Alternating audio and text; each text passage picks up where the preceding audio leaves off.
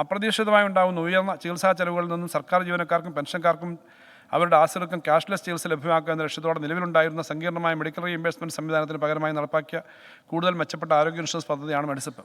പ്രതിവർഷം പരമാവധി 3 ലക്ഷം രൂപ വരെ ഇൻഷുറൻസ് പരിരക്ഷ ലഭിക്കുന്ന മെഡിസെപ്പ് പദ്ധതിയിൽ 553 ആശുപത്രികൾ എംപാനൽ ചെയ്തിട്ടുണ്ട്. ജീവനക്കാരുടെയും പെൻഷൻകാരുടെയും ആശ്രിതർ ഉൾപ്പെടെ 30 ലക്ഷത്തോളം പേർ പദ്ധതിയുടെ ഗുണഭോക്താക്കളാണ്. 22-23 പ്രീമിയമായി 491.46 കോടി രൂപ ലഭിച്ചപ്പോൾ 2,45,494 പേർക്ക് 640.49 കോടി രൂപയുടെ ക്ലെയിം അനുവദിച്ചു. 2023-24 ഇതുവരെ 2,31,772 പേർക്ക് 435.07 കോടി രൂപയുടെ ക്ലെയിം നൽകിയിട്ടുണ്ട്. സർ, സംസ്ഥാന ഭാഗ്യക്കുറിയുടെ വിവിധ മേഖലകളിൽ വലിയ തോതിൽ മുന്നോട്ട് വന്നിട്ടുണ്ട്. പുതുതായി ഏജൻസി എടുക്കുന്നവർക്കും ചെറുകിട വിൽപ്പനക്കാർക്കും പ്രതിവാര ഭാഗ്യക്കുറി ടിക്കറ്റുകൾ ആവശ്യത്തിന് ലഭ്യമാകാത്ത സാഹചര്യം നിലനിൽക്കുന്നുണ്ട്. ഇത് പരിഹരിക്കാനായി പ്രതിവാര ഭാഗ്യക്കുറി ടിക്കറ്റുകളുടെ സീരീസ് വർദ്ധിപ്പിക്കുകയും സമ്മാന ഘടന പരിഷ്കരിക്കുകയും ചെയ്യുന്നതാണ്. ഇതിലൂടെ 30,000 പേർക്ക് അധികമായിട്ട് തൊഴിലവസരം ലഭിക്കും എന്നാണ് പ്രതീക്ഷിക്കുന്നത്. സ്പാർക്ക് 2 വർഷം നടപ്പിലാക്കുന്നതിന് വേണ്ടി 1.83 കോടി രൂപ നീക്കിവെക്കുന്നു.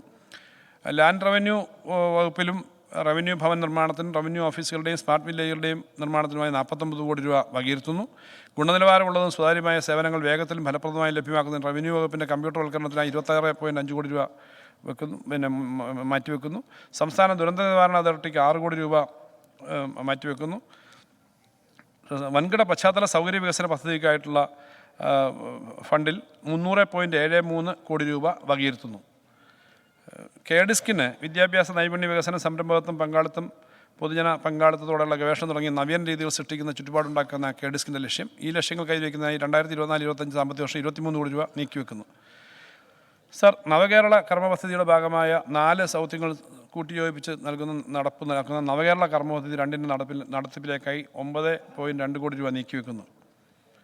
റീബിൽഡ് കേരളയുടെ പദ്ധതിക്ക് ഈ തുക 2024-25 1000 കോടിയായിട്ട് ഉയർത്തുന്നു.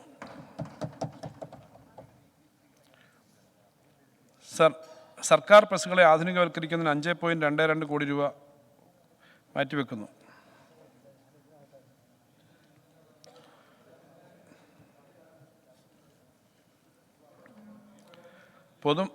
പൊതുമരാമത്ത് കെട്ടിട വിഭാഗത്തിന് 43 കോടി രൂപ വകയിരുത്തുന്നു. പൊതുവിതരണ വകുപ്പിന് ഭക്ഷ്യസുരക്ഷാ നിയമത്തിൻ്റെ നിർവഹണത്തിനുള്ള സഹായമായി 41.17 കോടി രൂപ വകയിരുത്തുന്നു. വിശപ്പരഹിത പദ്ധതി 2 കോടി രൂപ വെക്കുന്നു. സപ്ലൈകോയുടെ നവീകരണത്തിനായിട്ട് ഔട്ട്ലെറ്റുകളുടെ നവീകരണത്തിനായിട്ട് 10 കോടി രൂപ വകയിരുത്തുന്നു.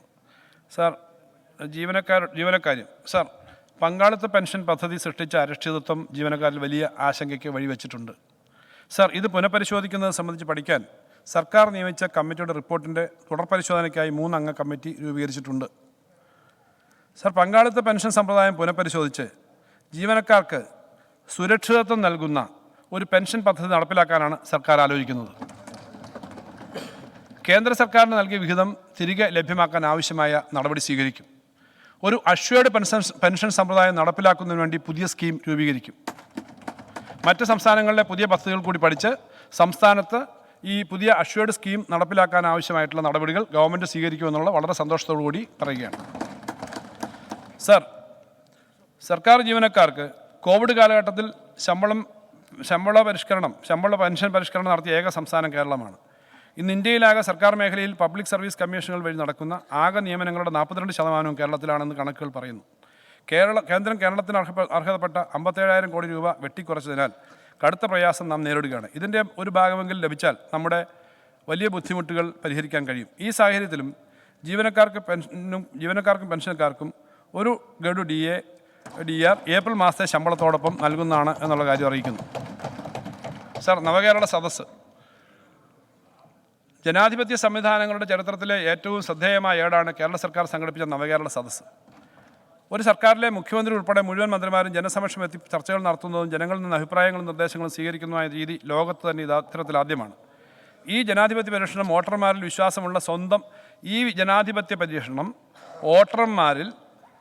വിശ്വാസമുള്ള സ്വന്തം പ്രവർത്തനം സംബന്ധിച്ച് ആത്മവിശ്വാസമുള്ള ഒരു ഭരണകൂടത്തിന് മാത്രമേ നടപ്പാക്കാനാവൂ. ദശലക്ഷക്കണക്കിന് ജനങ്ങളാണ് നവകേരള സദസ്സിൻ്റെ ഭാഗമായത്. നവകേരള സദസ്സിൻ്റെ ഭാഗമായി നടന്ന ചർച്ചകളിൽ ഉയർന്നു വന്ന അടിസ്ഥാന സൗകര്യ വികസന പദ്ധതികൾക്ക് വേണ്ടിയുള്ള പ്രൊജക്റ്റ് രൂപീകരണത്തിന് ആസൂത്രണ സാമ്പത്തികാര്യ വകുപ്പിൻ്റെ കീഴിൽ 35 കോടി രൂപ മാറ്റിവെക്കുന്നു. വിശദമായ പദ്ധതി റിപ്പോർട്ട് തയ്യാറാക്കുന്നതിന് ഓരോ നിയമസഭാ മണ്ഡലത്തിലും ഇതിൽ നിന്ന് 25 ലക്ഷം വീതം അനുവദിക്കും. നവകേരള സദസ്സിൽ വിഭാവനം ചെയ്തതും കുറഞ്ഞ ചെലവും ഉന്നത നിലവാരവുമുള്ള പദ്ധതികളുടെ വിശദമായ പദ്ധതി രേഖ ആസൂത്രണ സെക്രട്ടറി, പ്ലാനിംഗ് ബോർഡ് മെമ്പർ, ബന്ധപ്പെട്ട ഭരണവകുപ്പിൻ്റെ സെക്രട്ടറി എന്നിവർ ഉൾപ്പെട്ട കമ്മിറ്റി അംഗീകരിച്ച് അതത് ഭരണവകുപ്പ് മുഖേന നടപ്പിലാക്കുന്നതാണ്. സർ, ഭാവി കേരളത്തിന് ലക്ഷ്യവും മാർഗവും നൽകുന്ന ദിശാസൂചകങ്ങളായ പദ്ധതികളാണ് വിഭാവനം ചെയ്യുന്നത്.